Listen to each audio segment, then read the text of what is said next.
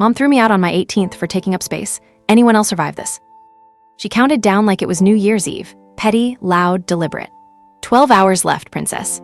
I thought it was a joke until she started piling my clothes in trash bags on the front lawn, right next to the mailbox like the garbage collector could just take me too. The neighbors watched through their curtains, some even filmed. I laughed because crying felt stupid, and I was still 17 for another 20 minutes. I'd been the afterthought kid, pale copy of the perfect older sister who died when I was 2. Mom kept Allison's room like a shrine, trophies polished daily, bed made tighter than a hotel. I was only called by my dead sister's name when Mom was drunk and nostalgic.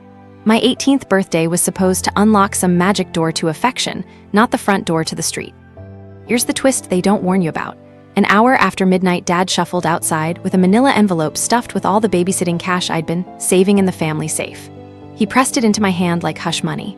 Your mother needs peace, sweetheart. Don't come back crying when it doesn't work out. The envelope was sealed tight with my own college label. They'd stolen the money years ago and spent it on a memorial bench for Allison at the high school football field. I slept that first night in the 24-hour laundromat, spinning dryers for heat. A lady folding hospital scrubs let me keep a quarter so I could call my best friend who drove 2 hours in her mom's minivan at 4 a.m. without asking questions. By sunrise, I had a couch, a part-time diner job, and a plan uglier than revenge. I would become exactly what they said I couldn't be: loud, brilliant, and famously me. I never cursed them online, never begged back. I worked doubles at the diner and took every extra shift cleaning the closed kitchens after midnight. Every dollar went to community college. I learned bookkeeping from YouTube because numbers don't lie like parents do.